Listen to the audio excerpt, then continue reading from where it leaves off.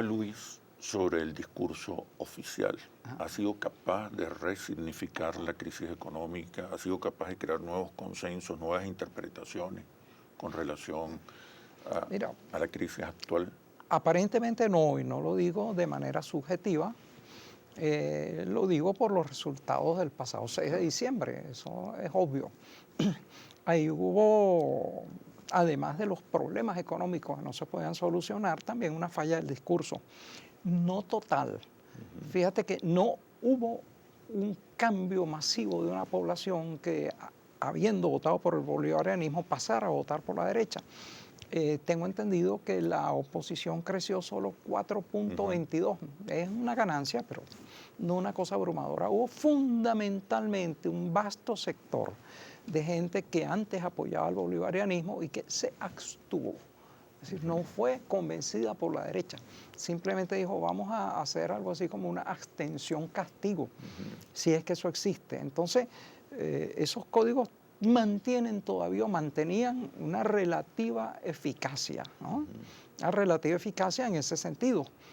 Ahora, habría que ver... ¿Qué hace falta para revitalizar, fortalecer el discurso hegemónico del chavismo? Bueno, mira, en primer lugar, explicar con claridad la situación. La verdad. La verdad, esa explicación tan sencilla de la caída de los precios del petróleo como una raíz fundamental de lo que está sucediendo y de sus posibles causas internacionales, prácticamente no se ha hecho. Yo he versado mucho sobre eso en mis artículos constantemente, porque hay que machacar, pero no se ha hecho. En segundo lugar, es la cuestión de la ideología. En uno de mis guiones de cine, yo pongo a Ezequiel Zamora a decir, revolución sin ideología es como piñata, que todo el mundo se arrodilla hasta que se acaban los caramelos. Es decir, una revolución tiene que partir de una ideología muy clara. Y en ese sentido, pues el bolivarianismo no tuvo la precisión o no ha tenido la precisión requerida. Fíjate tú que solo a partir del 2003-2004, ya con la fundación del PSV, es que empieza a haber una declaración socialista frontal. Antes eran términos muy genéricos. Y ya en los estatutos del PSV sí hay declaraciones sobre la lucha de clases, la revolución, etcétera, etcétera. Es decir, el aparato en líneas generales se ha ido definiendo como socialista y como usuario de un conjunto de categorías marxistas, lo que me parece correcto. Lo que no ha habido es una prédica a las masas de lo que eso significa. Usualmente se ha dicho que la revolución es un conjunto de bienes que tú vas a obtener, a veces sin dar nada a cambio. ¿Ha fallado entonces el discurso chavista, ha fallado entonces en el proceso de construcción de nuevos valores, de nuevas interpretaciones, de una nueva sensibilidad? Posiblemente, y lo digo de forma relativa, porque vuelvo a insistir, una enorme cantidad de votantes no fue que pasaron a la derecha, sino que se abstuvieron disgustados por la situación real. Entonces, tuvieron un límite. Es decir, estoy resentido, digamos, pero no le voy a dar mi voto. Ganó el descontento. A la derecha. En esas elecciones ganó el descontento. Entonces, bueno, allí hay que explicar primero, primero la formación en los valores. Sí se ha hecho un trabajo cultural extraordinario de rescate de los valores de la nacionalidad, de la identidad nacional, etcétera, pero yo diría que ha hecho falta un trabajo cultural en el sentido de lo que significa el socialismo. Mucha gente lo ve entonces como un enorme aguacero de cosas extraordinarias. Van a venir casas por allí regaladas, de repente se están repartiendo taxis. Yo no he visto cola más grande que la cola para la repartición de tablets en La Rinconada y en otros sitios. Entonces la gente se acostumbra, esto es una maravilla, esto me vienen cosas sin que haya un aporte. No, sí, la revolución no ha podido generar alternativas a la propuesta consumista de la sociedad liberal. Resultado de eso, fíjate tú que aparentemente una tercera parte de la gente a quienes se les atribuyeron viviendas en una zona cercana a Caracas, viviendas nuevas, con todos los servicios, con servicio médico, con educación, con transporte y todo eso, votaron por la oposición que los había mantenido en la intemperie. Fíjate. Ahora, ¿qué pasa ahí? El discurso oficial sigue anclado en el pasado. A veces se refugia en una hiperdiscursividad revolucionaria que poco tiene que ver con los problemas concretos, con las demandas concretas de la gente. ¿Qué está pasando? ¿Será que después de la desaparición del presidente Chávez, la izquierda quiere volver a las catatumbas? Bueno, no sé si querrá volver, pero debería tomar un conjunto de acciones para no volver. En la izquierda siempre hay alguien que está queriendo enterrarla, eso es obvio, no hay que distraerse. La radicalización, por ejemplo, es la estrategia en este momento. Podría ser. En el sentido siguiente, hay un conjunto de medidas que yo he dicho que se deberían tomar. Primero, controlar absolutamente el contrabando de extracción. No lo digo yo, lo dice el presidente Maduro. Por el contrabando de extracción se va o se viva 40% de lo que Venezuela importa o produce.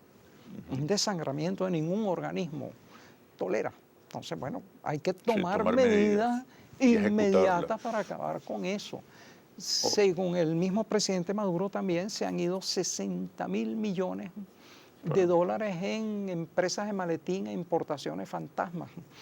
Es decir, bueno, se han tomado las medidas para castigar eso, para recuperar ese dinero, para vetar definitivamente a los grupos económicos que cometieron ese fraude tan colosal para la nación, ¿no? En tercer lugar, si un núcleo de importadores, fíjate tú, Pascualina Curcio señala que habrá unos 300.000 empresarios en Venezuela, de los cuales unos 10.000 son los beneficiados con los dólares preferenciales, por lo tanto pueden ejercer una presión oligopólica sobre el mercado. Bueno, si se han portado tan mal, las cantidades de dólares preferenciales han seguido siendo aproximativamente las mismas. Pues, ¿por qué no asume el Estado la importación directa de los bienes y la distribución directa de los bienes básicos, desde luego, de los bienes básicos y en ciertas áreas focales importantes? Habría que hacer efectivamente eso, que asumir. ¿Por qué? Porque hay que tomar medidas urgentes. Hay que tomar medidas urgentes. Pero me refería a la radicalización económica, a la radicalización política, a la radicalización ideológica, porque en este momento los sectores moderados del chavismo y la oposición se están yendo al centro, pero el centro como un espacio de síntesis, donde, por ejemplo, el modelo de economía mixta es ampliamente respaldado, donde, por ejemplo, los chavistas están entendiendo que el Estado solo no puede, y los opositores están entendiendo que la empresa privada sola tampoco puede ni debe. Sí. Entonces, ¿cómo hablarle a ese nuevo sujeto social histórico que está emergiendo? Bueno, fíjate, ese centro justamente lo que está queriendo es la perduración de lo que no sirvió. Hemos tenido un sistema mixto, hemos tenido un sistema en el cual la empresa privada sí ha entendido que no puede sin el Estado. Por eso los enormes subsidios en dólares preferenciales para la importación de bienes básicos. Y el Estado no está entendiendo que necesita la empresa privada para elevar la producción, la productividad. Para elevarla, pero no ese tipo de empresa privada que lo que hace es recibir dólares a 6 bolívares o 10 bolívares. Emprendedores productivos de verdad. Exactamente, ese es el otro extremo. Pues entonces allí se ha creado, diría yo, una especie de colusión, de colaboración o de estatuto de una economía mixta en la cual, bueno, me gusta siempre repetir la fábula del gallinero mixto. Un granjero hace un gallinero mixto, la mitad son gallinas y la mitad son zorros. A la semana los zorros se han comido a las gallinas y se comen al granjero. Si tú tienes una economía socialista de solidaridad, fraternidad, generosidad, confrontada con una economía capitalista. Eso no es un objetivo a muy largo plazo. porque mientras tanto tienes que enfrentar el desabastecimiento. Eso es lo que hay ahora, el elemento mixto. Es decir, hay un socialismo que da casas, da salud, da educación gratuita, y hay un capitalismo que de repente sale un producto al mercado importado con dólar preferencial, lo oculta al público y lo revende 20 veces más caro. Para eso está el Estado. Para evitar eso, exacto. Para conducir el mercado. Para conducir, vigilarlo, porque el mercado... Evitar los excesos, claro. Exactamente. Los venezolanos cada vez más están entendiendo eso, que es importante una empresa privada productiva, un sector productivo eficiente, responsable socialmente, pero también un Estado que regule, que conduzca, que vigile y enfrente los excesos. En medio de esta crisis hegemónica del chavismo, si pudiéramos llamarlo de alguna manera, como consecuencia principalmente de la crisis económica, uno observa que la oposición no ha capitalizado, no ha construido una nueva hegemonía. La oposición se ha beneficiado del descontento, pero no se ha convertido todavía en una alternativa. ¿Por qué, en tu opinión? Pero cuando regresemos de los comerciales...